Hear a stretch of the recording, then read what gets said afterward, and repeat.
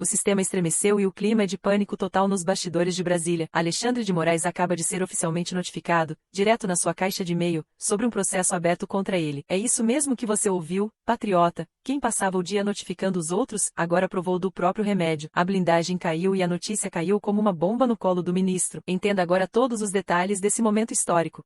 O advogado norte-americano Martin DeLuca, que representa a plataforma de vídeos Rumble e também a Trump Media, disse hoje que o ministro Alexandre de Moraes, do Supremo, foi notificado por e-mail sobre o processo judicial aberto contra ele nos Estados Unidos. Essas duas empresas, a gente lembra, recorreram à justiça norte-americana para tentar barrar a aplicação de ordens emitidas por Moraes de restrição e de bloqueio das plataformas. O argumento é que as ordens configuram censura e violam garantias constitucionais dos Estados Unidos. A TV Globo procurou o gabinete do ministro do STF, que ainda não se manifestou sobre essa decisão da Justiça Federal da Flórida. Mas acho que vale a pena a gente lembrar o que aconteceu. Foi no ano passado. Sim. O ministro Alexandre de Moraes comunicou por e-mail à Justiça da Flórida de que vídeos de alguns brasileiros que atuam lá, que são influenciadores ligados ao bolsonarismo, deveriam ter seus vídeos e suas falas removidas dessas mídias. O Rumble, que praticamente não tem representação no Brasil, tampouco o Media Trump. Na época, a juíza que recebeu esse pedido por e-mail do ministro não aceitou. Disse, olha, o ministro não tem menor interferência na justiça americana. A justiça americana diz que a liberdade de expressão é sagrada, não tem por que tirar, ele não tem como remover algo dentro de duas mídias americanas, portanto, ele não tem nenhum acordo diplomático nesse sentido, isso aqui não vale nada. Mas aí o advogado, esse advogado, o Martin DeLuca, entrou com um processo contra o ministro Alexandre. Lembra, isso tudo vai dar na Magnitsky e tudo mais, dizendo ele está abusando. Sim. Ele é completamente abusivo nessa questão de mandar. O fato dele ter pedido por e-mail a suspensão já era um ato, digamos, exagerado. E aí, agora, ninguém notificava o ministro Alexandre. Como notificar o ministro Alexandre? A Justiça da Flórida também não pegou um avião e entregou ali o ofício comunicando o processo. Chegou, então, por e-mail. O e-mail que o ministro Alexandre mandou para a Flórida já tinha sido contestado. Será que e-mail é mesmo... Tem validade legal? Agora, a Justiça autorizou. Pode mandar por e-mail o comunicado para o Alexandre. Quando tivermos a resposta do gabinete dele, a gente traz para você. Patriota, um recado rápido e muito importante. Você sabe que o sistema faz de tudo para derrubar os canais que falam a verdade. E o YouTube não entrega os nossos vídeos se você não interagir. Então, se você quer fortalecer a nossa comunidade contra a censura da extrema imprensa, faça a sua parte agora mesmo. Inscreva-se no canal. A casa caiu de vez e o escândalo bilionário que o sistema tentava esconder foi escancarado para todo o Brasil. O ministro André Mendonça perdeu a paciência, retirou o sigilo da operação e os detalhes são devastadores. A Polícia Federal descobriu encontros frequentes e secretos de Cláudio Castro com o banqueiro Daniel Vorcaro, inclusive em viagens de luxo no exterior. O dinheiro do trabalhador foi jogado no fogo. Entenda agora a trama que envolve 3 bilhões de reais da Previdência. As imagens são de cair o queixo, patriota. A decisão do ministro André Mendonça sobre a operação de hoje que teve entre os alvos o ex-governador do Rio de Janeiro, Cláudio Castro. Aqui na decisão que a gente já mostra para vocês, primeiro, tem exatamente a parte da investigação da Polícia Federal que o ministro reproduz para tratar do Cláudio Castro, ou seja, a atuação do ex-governador nesse caso, em que estão sendo investigados investimentos de 3 bilhões do Rio Previdência no Master. Aqui ele diz o seguinte, que os elementos reunidos indicam, em tese, que Cláudio Bonfim de Castro e Silva, que é o Cláudio Castro, na condição de então governador do Rio, mantinha vínculo próximo com Daniel Vorcaro e exerceu papel politicamente relevante para a viabilização dos aportes do Rio Previdência no Banco Master. A representação aponta sincronismo entre encontros mantidos entre ambos e os aportes financeiros subsequentes do fundo.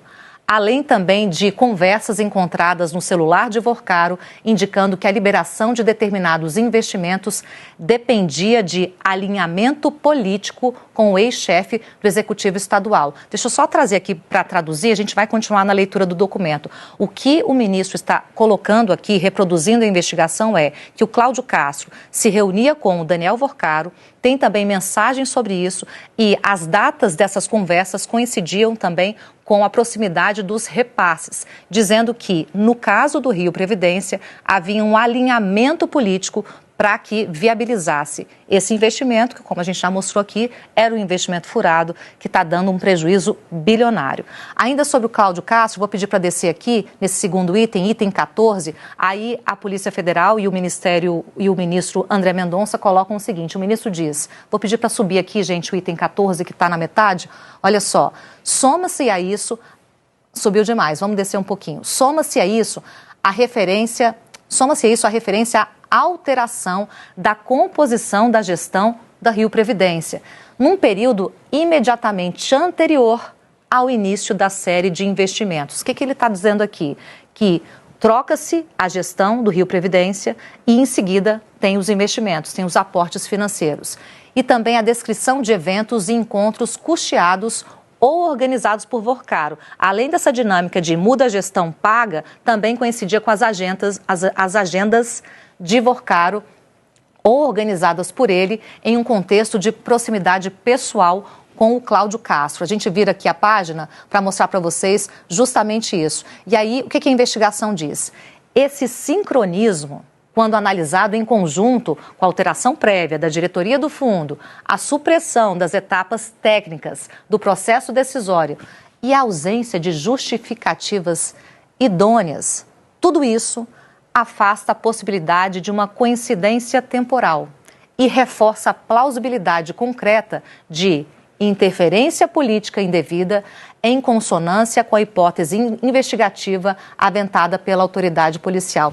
Traduzindo, mudou gestão, teve esse aporte sem cuidado e com todos esses encontros, o que houve aqui foi interferência política no Fundo de Previdência do Rio para fazer um investimento que gerasse prejuízo para atender os interesses ali de Daniel Vorcaro em alinhamento político que ele estava com o Cláudio Castro. Vou pedir para seguir aqui no item 15 também, que está na metade da página, e aí essa parte é a tradução do que Cláudio Castro representou nessa investigação.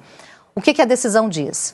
A atuação do ex-governador não se limitou a contatos institucionais, mas envolveu o vínculo pessoal estreito com o dono do Banco Master, caracterizado por encontros frequentes, inclusive em ambientes privados e no exterior, e também custeados pelo banqueiro, com elevada coincidência temporal em relação aos aportes bilionários do Rio Previdência.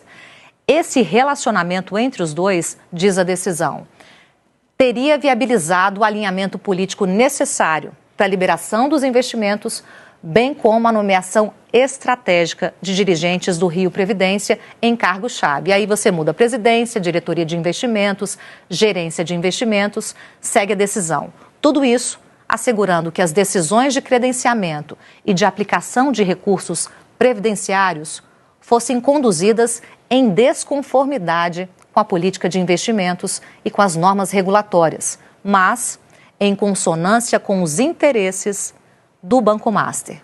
Os indícios apontam ainda para a continuidade das aplicações, mesmo diante de alertas formais de órgãos de controle e também de alertas de pareceres técnicos desfavoráveis, viabilizando-se a manutenção do fluxo de recursos públicos para operações classificadas como temerárias e desprovidas de justificativa técnica. Então, esse é o trecho em que se trata de Cláudio Castro. Já jogando para a gente conversar, Valdo, o que a Polícia Federal diz é o seguinte: Cláudio Castro estava alinhado com os interesses de Daniel Vorcaro, os dois se encontravam em reuniões privadas e até no exterior, bancadas por Daniel Vorcaro, houve mudança na gestão do Rio Previdência e os aportes coincidiam temporariamente com essas reuniões, com essas mudanças e mesmo com um parecer contrário dizendo, olha, esse negócio é arriscado, o fluxo financeiro continuaram fazendo investimento para atender os interesses do Daniel Vorcaro. Se você quer continuar bem informado, sem filtro e com a verdade nua e crua na sua tela, Não perca tempo. Inscreva-se agora mesmo no canal. Esmaga o botão do like para o YouTube entender o peso da nossa comunidade e ative o sininho para ser notificado assim que o próximo vídeo estourar. Deixe o seu comentário aqui embaixo sobre o que achou das notícias de hoje e compartilhe esse link em todos os seus grupos de WhatsApp e Telegram. Vamos furar a bolha da mídia militante juntos. Muito obrigado pela sua audiência, fiquem todos com Deus e até o próximo vídeo. Brasil acima de tudo, Deus acima de todos.